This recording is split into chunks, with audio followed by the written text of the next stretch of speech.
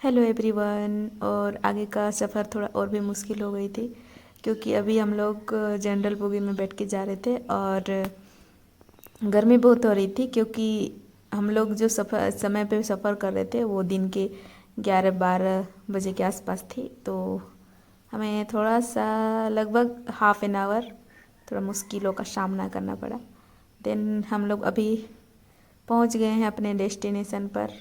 देखिए अब हम लोग उतर के थोड़ा बैठ लिए, आराम कर रहे हैं। उसके बाद हम लोग फिर जाएंगे जहाँ जाना है वहाँ। तो आगे का वीडियो कंटिन्यू करते हैं, तो उसके लिए नेक्स्ट वीक का वेट करना पड़ेगा। Bye bye.